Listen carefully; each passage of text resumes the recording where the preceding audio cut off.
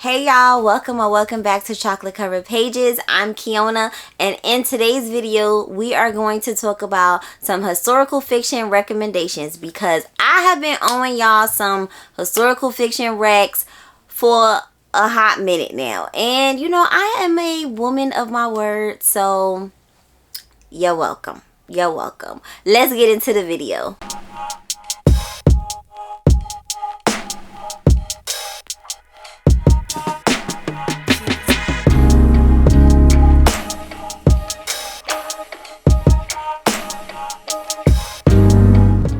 Okay, so the first book I want to recommend is going to be Penko by Min-Jin Lee.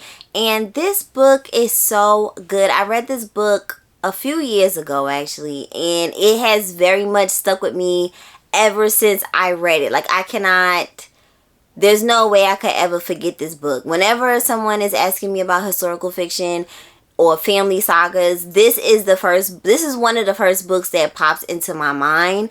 It is over 500 pages or so. It's set during the early 1900s, and it starts off in Korea where we meet this woman named Sunja. And Sunja, you know, she meets this wealthy man, and you know, he's talking that talk, and she ends up getting pregnant, only to realize that this man is actually married. You know, he's wealthy, but he's actually married, and he don't want her having this child. He does not want her to be having this child. And she was like, well, listen, you know, I can't be bought.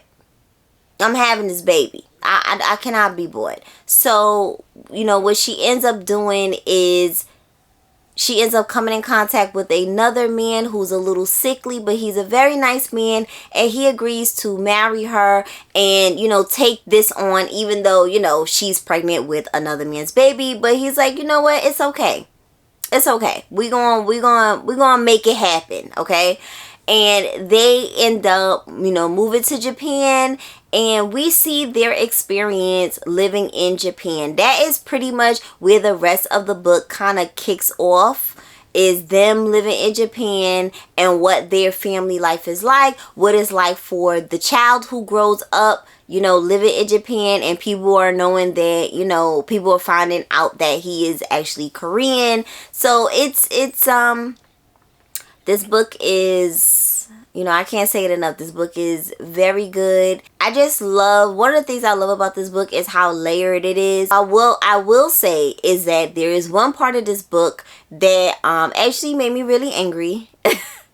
Because the character development in this book is so good that someone does something that I felt was out of character. I felt it was out of character because I felt like I knew this person so well that they would not do something like this.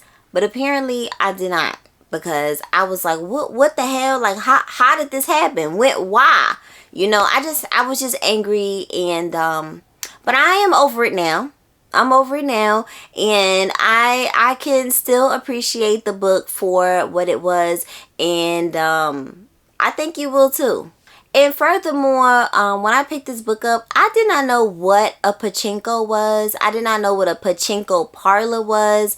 And it was really cool to just kind of, that's one of the things that I love about historical fiction, is just learning and also being entertained at the same time, because I was like, what is a pachinko?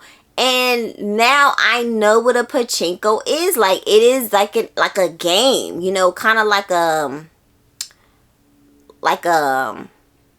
arcade kind of game type thing. And it's actual real pachinko parlors where it's nothing but these games in there, and that's what people are doing, and they're gambling, and like, it's a whole thing. And I was like, see, you know, the more you know, the more you read, the more you know. So you should definitely pick that one up. I am also like kicking myself in the butt because I'm supposed to read some more Min-Jin Lee after reading that book. I was definitely, I had Free Food for Millionaires, which is, that is her debut novel, actually. That is her debut novel, and I've been wanting to read that one. And I have it somewhere. I have that book, and I really do need to read that one because, you know, clearly I am a fan of her writing. Another historical fiction novel that I will always, forever recommend for historical fiction lovers is going to be Homegoing by Yajasi. And I also read this book I've read this book maybe the same year that it came out, which was a few years ago. This book is about two sisters born in Africa, and one of them goes on to be enslaved, and then the other one is married off to a white man. And how the book is structured after that is it's these continuous chapters of both of these women's family line, you know. And it is just the way it is. First of all, I've never read a book structured like this before. Every single chapter is another person in this family line, right? And we're going from, okay, this one side and then this one side. It's like a ping pong ball, right? And every character has their own personality, has their own struggles, because you have to understand we're going from, you know, slavery time, emancipation, Civil War. You know, we're going through all, literally up until current times. You know, that is how far this book spans. And on paper, it sounds like, what the hell? That is too much. You're doing too much. But it works so well. Like, the way she does it, I will say that it was some characters, I'm not gonna lie, that I was definitely thinking once their chapter was over, like, dang, I wish this person had like a whole book to themselves, because the characters were so compelling. Like, they were good. The stories behind each of these characters, especially because us as a reader, we know their ancestors. We know why they are having certain feelings that they're having, even though they don't, right? And by the time I finished reading this book, like, I felt very emotional, because I was just thinking, this could be my life. This could have been my family. This could be my family line that has had a similar, you know, story, you know, and I just won't know. You know what I mean? Like, it's just wild to me. Like, this is the story of, this could be the story of any Black American family, honestly. And this is another author where I was supposed to pick up her second book, Transcendent Kingdom, and I didn't. But in my defense, I will say that I did not run to pick up Transcendent Kingdom, only because even though it is historical fiction as well, it's not this type of historical fiction. I love this type of historical fiction. Like, when it's like family sagas and stuff, to me, that is my favorite kind of historical fiction. Like, I love it. I wanna read from the ancestors. I want to know everything. I want it to be 600 pages. Like, that's just my favorite type of historical fiction. Let's now talk about The Last Dreamwalker by Rita Woods. This is the second Rita Woods novel that I have read, and you know, once again, she has knocked it out of the park. I originally read her first book, which was Remembrance. I am talking about that in another recommendation video. So I just decided, let's talk about this one for this video. And this one is about a girl named Layla. And Layla's mom has recently passed away. They did not have a good relationship at all. Like, her mom was just, like, they just didn't jive, you know. They just, you know, so she's feeling a lot of different feelings at this time, you know, because she wishes that they did have a good relationship, you know, and it's unfortunate that they didn't. You know, her mom always seemed very distant to her. And she felt like she never really kind of like knew her, you know, even though, like, this is her mom, you know. And then at the funeral, she ends up coming in contact with her aunts, and, you know, they have a lot of things to say to her that she didn't even realize. Apparently Layla has all this family, and Layla was just like, how come, like, I never knew any of this? And they're like, yeah, you should come down to South Carolina, come and visit us and stuff. Like, she was never, like, as a child, her mom kept her far away from her aunts and cousins and all that. Like, she didn't have any communication with them at all. And now the aunts have come to her after this funeral and like, listen, there's a lot of stuff that you don't know.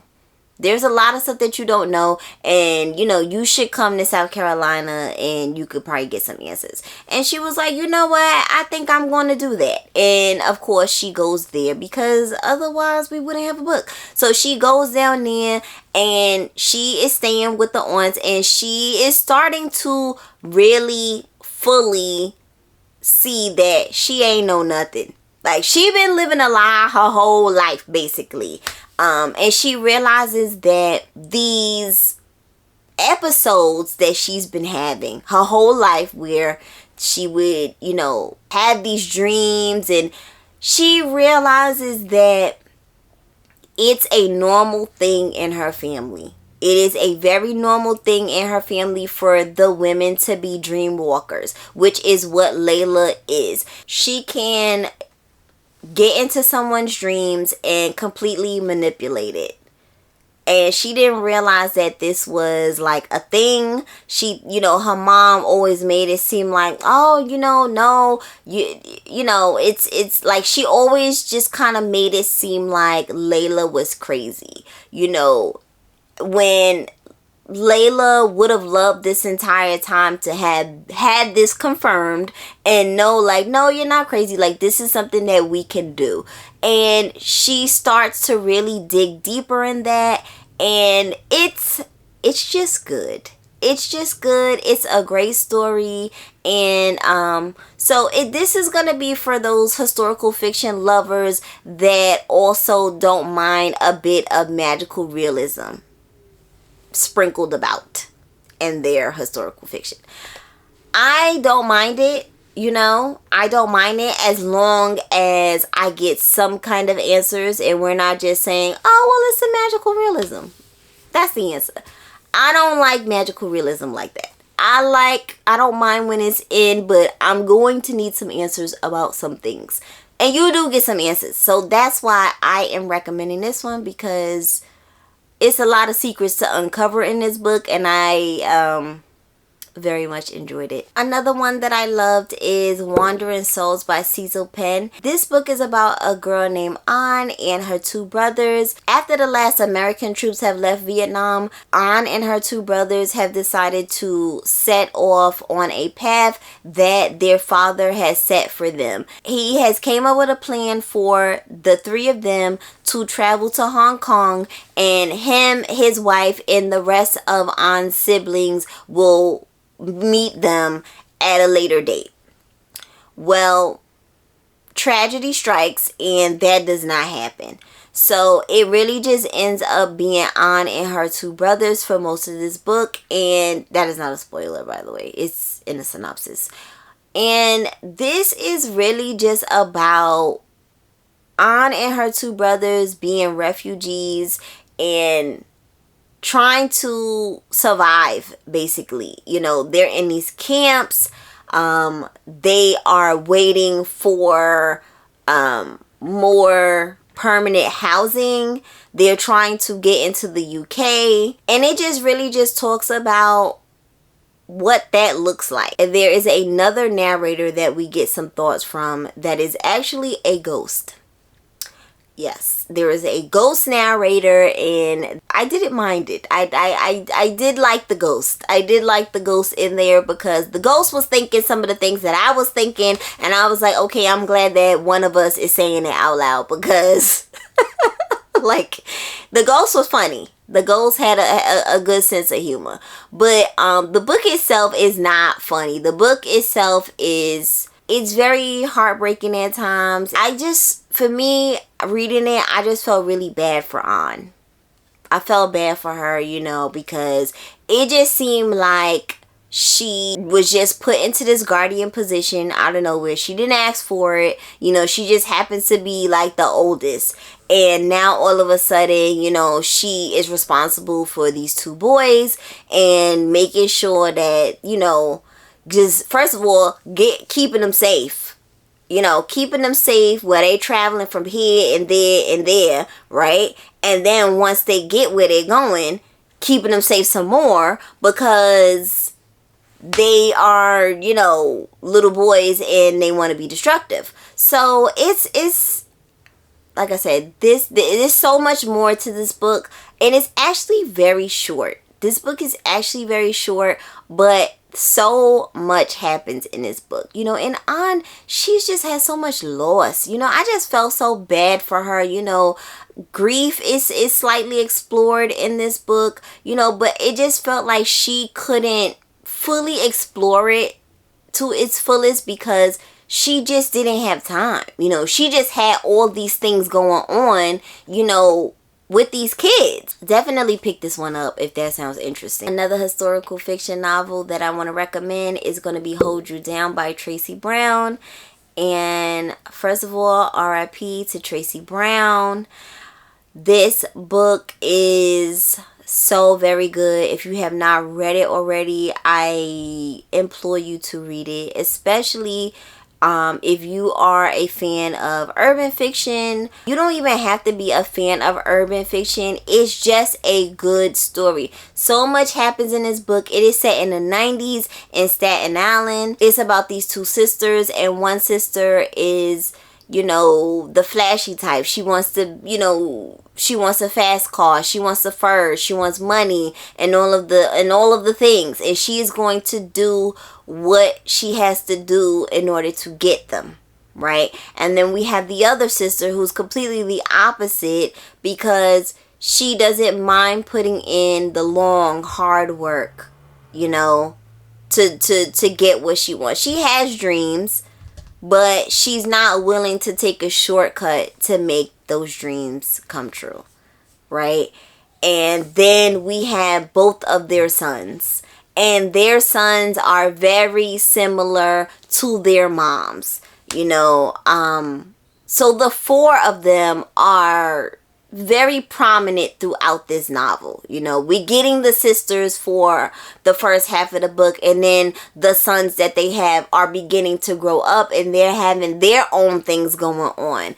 And I mean, first of all, can I just say that the 90s is one of my favorite eras to read from, because one, I lived in the 90s. I was born in the 80s, but I grew up in the 90s. So a lot of the like references, I get it. Like, I know, like the beepers, the clothing that they're talking about, the dialogue that they're saying, you know, the conversations between the characters is just like, it just feels like a warm hug to me, because it's my childhood. Like, like literally, it's like, oh my gosh, like I love it. I love this book so much. Like, if I could give this book 10 stars, I would. Like, I absolutely love this book. Like, honestly, she put her foot in this book. Seriously. And this is one of those books where every time you think you know where it's going in a whole other direction.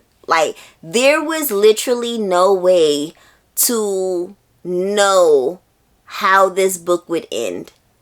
And I absolutely love books like that. Another book that is one of my absolute favorite historical fiction novels is going to be Stay With Me by Ayobami Adebayo. This book, man. This book is so short, yet it is just, when you finish reading, like when I finished reading this book, like my heart was beating fast. My heart was beating fast for maybe like 20 pages straight. Like, because I just was like, did that just happen? Like, this book is so good, especially for historical fiction lovers. Like, how could you love historical fiction and not love this book?